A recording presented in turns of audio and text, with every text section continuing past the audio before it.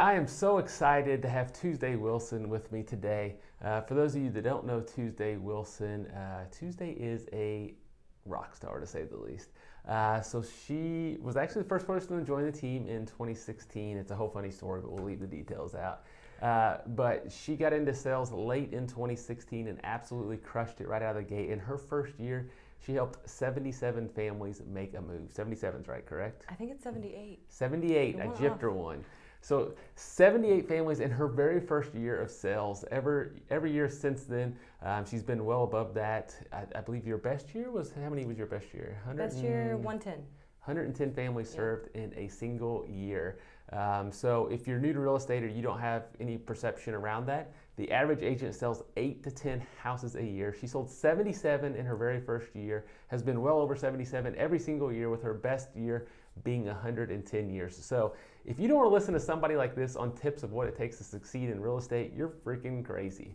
So welcome, glad to have you. Thanks. So if you could just give everybody a brief overview of what you feel like they should know about the real estate industry if they're newer to the industry or thinking about getting into it. Not necessarily what they need to be successful, but what do you feel like are some keys that they should know before they start into real estate or before they really start pushing themselves hard? Well, first of all, while you're tooting my horn, I could have never done it without Trey. I didn't know what I was doing when I got into the business, but I'm going to disagree with that, but we'll go ahead. We helped you grow later on, but 77 in your first year was freaking amazing because we didn't have all of our systems and training in place then. So that's true. She's being modest. She has a ton of talent, but let's go ahead. Thank you. You know, it was one of those things where I kind of just moved, especially my first year of real estate. I didn't really think about what I was doing too much. Sometimes I feel like we get in such a heady space where we avoid the things that we don't want to do, and we exhaust ourselves by thinking about it before we actually even do the task. And then you're worn out if you decide to go. It's no different with anything else, even the gym or whatever you're trying to succeed at. So I kind of just took those insecurities and threw them away a little bit and just moved. Yeah. Is somebody with insecurities and low confidence, how's real estate and sales going to work out for those type people? Probably not very well. Yeah. It's going to take, I will say it can work out, but it's going to take a whole lot of self-improvement and a whole lot of work to get there. Typically we see people that have higher confidence do really well in sales and real estate. Yeah, for sure. Well, you face rejection a lot, so. What are some of the biggest misconceptions about real estate, or what should somebody know that's getting into real estate? I think one of the biggest misconceptions is a lot of people think that it's just opening doors. I think HGTV has kind of poisoned our minds these days. It's nothing like HGTV. Even for the buyers and sellers, I think that it's even poisoned their minds, because when they come in here and find out what it actually takes to buy and sell a house, it's completely different than what they expect. You mean you don't look at 3 houses, you make a lowball offer and they accept it on the first day? That's not how it works. Unfortunately, no. Unfortunately, no. But it's not just opening doors. I thought that, and like a lot of people do, I thought that showing houses would be one of my favorite parts of it, and it wasn't. It wasn't at all. I love my client relationships. I love the team too. I like the support and stuff that we have now. But I have a showing partner. In part, not only can I do more business with her, but she does that part for me now. Right. So you don't physically show homes anymore. Yeah, correct. So. No, I'm like you. I enjoy looking at houses when it's for my entertainment, houses I'm curious about. When it comes to showing houses, not interested. Yeah. Why are you not interested in that? It doesn't really work well with my personality type. It's much better for Polly, my assistant. She loves doing that part of it. She's really, really good at picking out details in the house that maybe I wouldn't be. And I'm better on the negotiations and the logistics side of things. Plus, one thing I made myself like in the very beginning was phone calls. And I think that was, I didn't want to, I hated it. And I'm like, I'm going to trick my brain into liking the one thing that I know is going to get me further, because I remember the couple trainings that we went to when I very first started, Right. and they kept talking about prospecting and phone calls. I'm like, God, this sounds absolutely awful. Okay, whatever. I'll do it, and I'm going to trick myself into liking it. And I did end up loving it, and the reason why is because I became good at it. Yeah. So I feel like it's just one of those things where it makes people so uncomfortable, Yeah, and absolutely. getting out of your comfort zone. And then when you become good at something, it's funny how you can end up actually liking it, enjoying it. Yeah, you kind of segued into my next question. My next question was going to be, what does it take to be successful in real estate? You mentioned phone calls. You mentioned being uncomfortable. I remember that training like yesterday in St. Louis. Definitely not one of my favorite trainings either. But I'm similar to you. My personality is not great for showing homes. There's a lot of people out there they love the people interaction and they love showing houses. So we have showing partner roles that we obviously put people in. That's what Polly's currently serving in right now. So what else does it take to be successful in real estate, in particular your first year or two in real estate? You mentioned phone calls. Could you expand on that a little bit more? It's just constant reaching out, even playing the long game and the short game. So, you've done an amazing job at providing those leads for us. Because I was actually more comfortable with strangers when I first started than my own family or friends or SOI. Right. That's a personality thing, because we have some people that you can, like there's agents on our team and like they love to talk to their sphere and past clients, and there's others that I'd rather just call the phone book than do that. I'm a very curious person, and when I get to talk to a stranger, it's a whole new ball game. So it's a chance for me to kind of figure them out and create that new relationship with them. Right. So I like that newness, I think. Plus it's more of a challenge, and Lord knows I love a little bit of a challenge too. So I always liked that, but holding open houses, looking for other ways to... Pause you 1 second. Back to phone calls, aka lead generation. Times are evolving. We're doing more texting into the phone call mix as well. But how much time, or is there a certain, if I make 2 or 3 phone calls a day, am I going to be successful in real estate? Or what does more of the lead generation prospecting need to look like for somebody who wants to be successful? Okay, I get it. Just ballpark idea. Your perception. You've been there, done it. My perception, with the skill level that I've developed, about 20 phone calls a day. That's you currently. That's me currently. Somebody brand new, what do they need to do? Probably, I would say 50 to 100. 50 to 100? Yeah. Okay. Yeah. Just wanted your input. 50 to 100. What do you think? It just depends on what your goals are, what type of leads you're calling. I mean, it could be anywhere from probably $30 to $250 a day, depending on what type of leads you're calling, what you want your overall, how much business you want to do that year. So I think it varies on that. But for those of you that maybe haven't been doing a lot of prospecting, it depends on how you're doing it. But rough rule of thumb is, if you're doing it the old-fashioned way, hand dialing by your cell phone, you should probably make around 15 to 30 dials per hour. So just to give you an idea on how long it's going to take you to get that number of dials in. So if you're brand new, you ought to be spending anywhere from 2 to 4 hours a day doing your daily lead generation. So now we've defined phone calls a little bit more, but the other thing to add to phone calls is how helpful is the CRM and the dialing system. Oh my gosh, it's amazing. Talk about what did we do whenever you first started? Oh goodness. We wrote down. I love it. I'm such an old soul. I'd prefer pen and paper. Yeah, I know, exactly. I do. But I do have an appreciation for the CRM as far as keeping me organized, because Lord knows that I lack there. But we started with Excel sheets and again pen and paper. We used a lot of Excel sheets. We did. It wasn't fancy. It was cheap. So if you're newer, it's a great option. I mean, it gets the job done. We had that for I think we signed up with our first CRM. You started in June, got into sales in September, October, and then I think we signed up. It was November. Well, it was like right after the first of the year. So I think we had about 3 or 4 months of Excel spreadsheets before we finally updated. Into a CRM. Yeah. Which a CRM, customer relations management software, allows you to add tags, tasks, so that you're keeping your database, all of your possible business organized. You know when to call them, when to follow up with them. If you have it tagged at the front end of your website, you can see what houses they're looking at. And then you can also get a built-in dialer, which means you can dial into the number they provide, and then it dials through all your leads.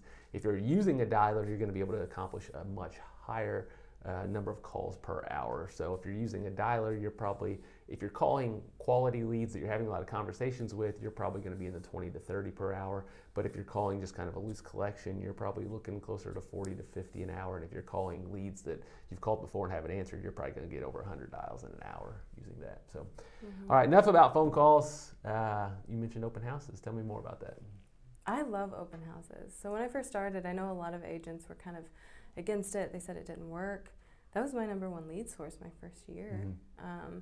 People that are coming in and out of houses, well, they're physically looking. They're going out and looking.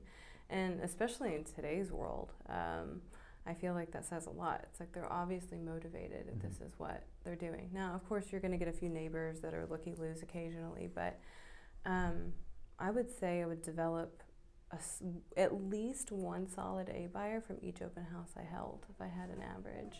Okay.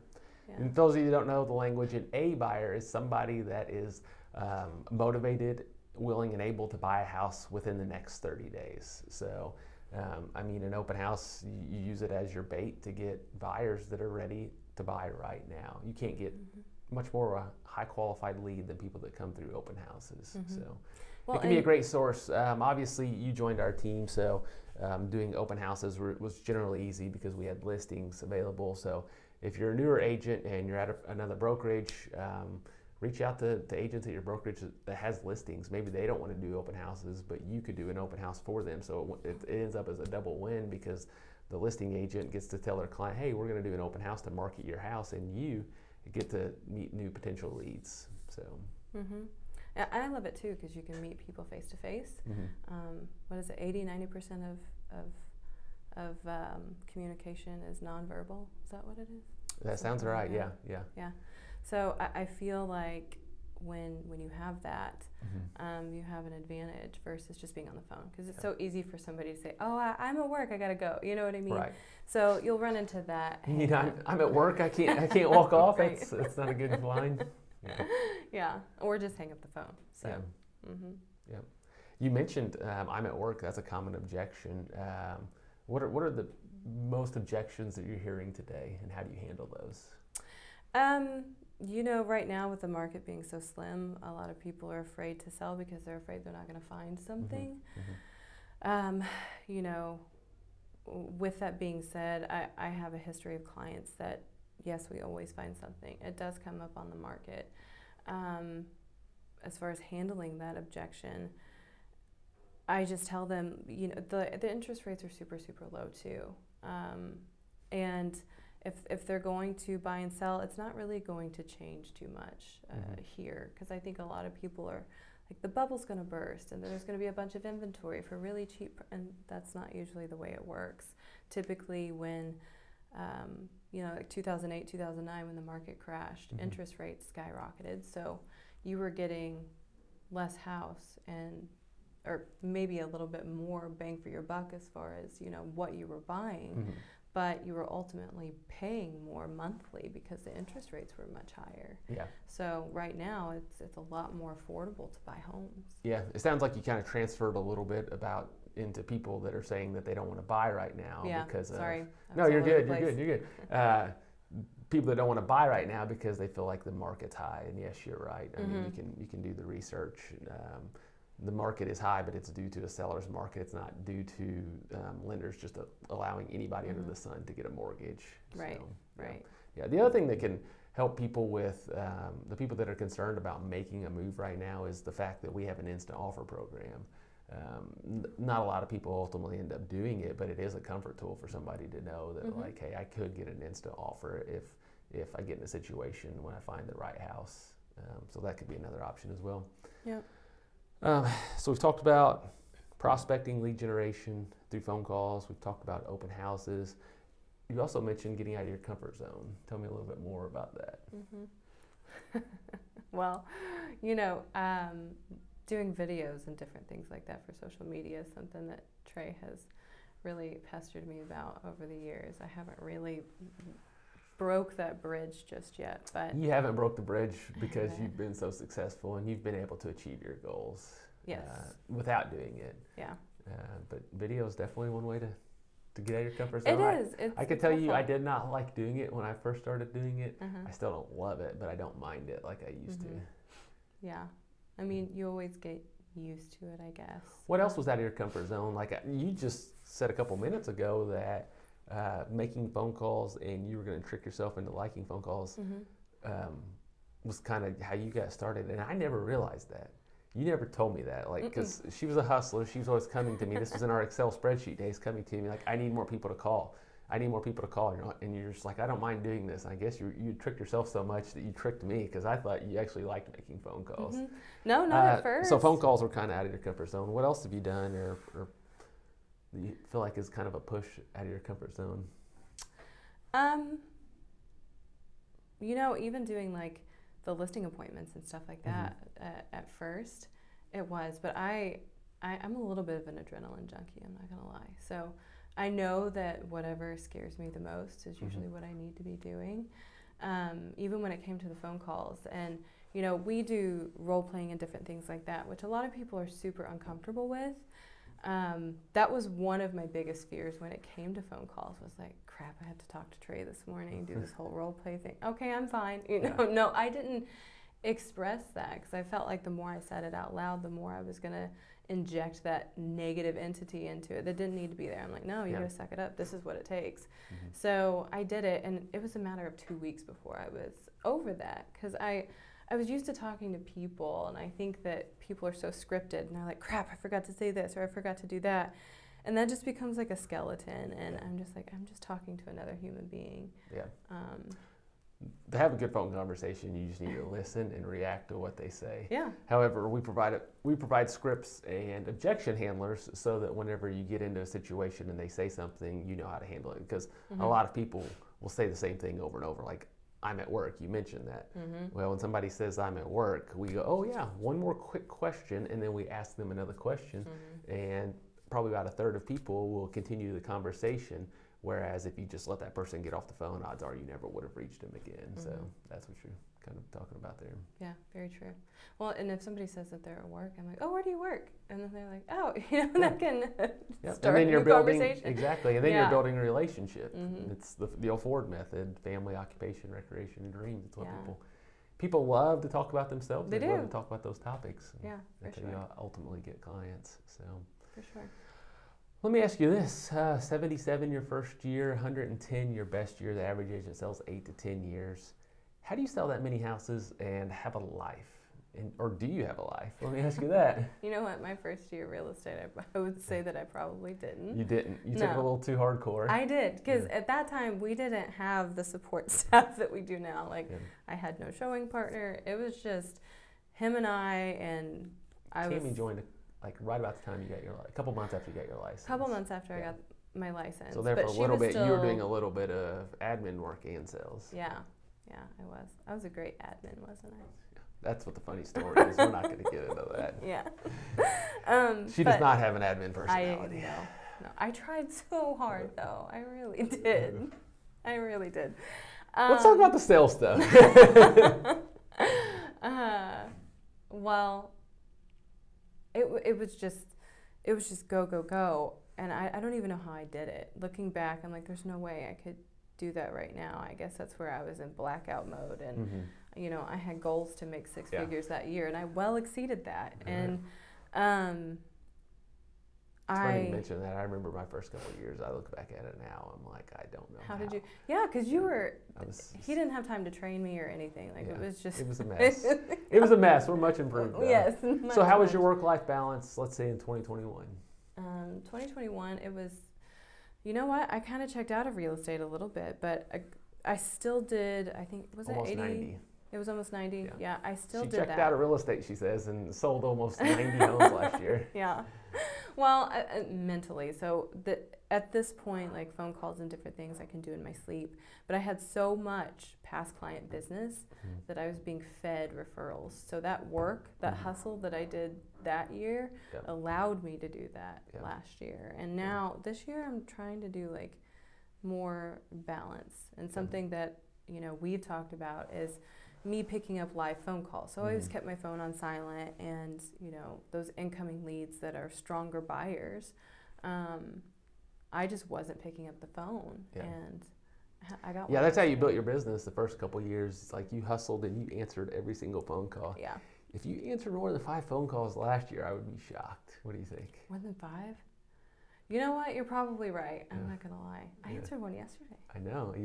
Oh, really? I didn't know that. I knew you answered one last week. We talked about that, which was impressive. So, but still, though, to sell 90 houses, help 90 families in a year that you've checked out, and you're more skewed towards things outside of real estate. Like, how were you able to do that? I mean, the team. I know the past client referrals. Yeah, past client referrals. Being fed that business. Also, you become accustomed to what you're doing. So, I can write purchase agreements very fluently. It's not one of those things where I have to think about it too much. My conversations with people, a lot of those relationships are already kind of developed because they're being referred to me. So that's what's great about past client referrals. And then you do a good job with them, and then they'll refer somebody else to you. 2, I have a showing partner. She's also stepped into another role of prospecting, and that's what's great about prospecting specifically for her. Yes, specifically for me.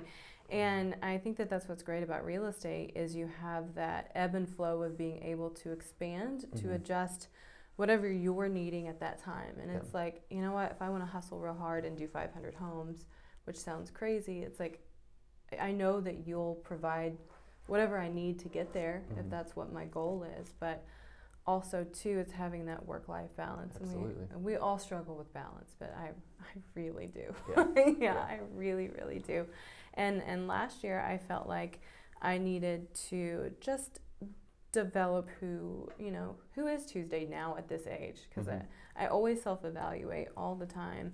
And I needed that. And this year, I think it's more about trying to at least find that balance. Yeah, so, very cool. Yeah. So you're able to help 90 families while checking out, mainly due to your past book of business, getting referrals, and then leverage, aka Polly being your showing partner, Kate being the transaction coordinator, helping with the admin side of things. Cool. Yeah. Any last tips that you feel like the audience ought to know about what it takes to be successful in real estate? If you're just starting, I think at least having some type of mentor, coach, or starting on a team where people are doing the odds and ends for you, because I feel like there's so much detail in real estate that people just don't realize. And the timing. I mean, my first year of real estate, I was working 80 plus hours a week, easy, up at 3 a.m. doing inspection responses. And all this stuff is legal documents that has to be done in a timely fashion. Time is of the essence as real estate. And I feel like really having a guide on so many levels, because there's rejection that you face every day. There's conflict that you face every day, but there's so much reward in it. I feel like if you can block out that negative and really not take things personally, you can be super successful in business. You hit the nail on the head for me, because I literally sent out an email yesterday about who do you surround yourself with will help create your success, and having a coach and mentor is absolutely key. I've had a coach just about my whole real estate career. We've got Megan, a coach on the ops side, and if you look at Michael Jordan, he always had a coach. Tiger Woods always had a coach. So a coach and mentor is absolutely key. So, well, I greatly appreciate you taking this time, because I know you're busy, and thanks for joining us. And if you have any questions about Tusdae, I'm sure she'd be happy to answer those for you. Best way to get in contact? My cell number is 812-205-1807, or you can contact me via email. Tusdae, it's TUSDAE @DaubyRealEstate.com. Well, thanks again. This is Tusdae Wilson with Dauby Real Estate. Again, I'm Trey with Dauby Real Estate. If you want to get in contact with me, shoot me an email. That's the best way, Trey@DaubyRealEstate.com. Again, hope you have a great day.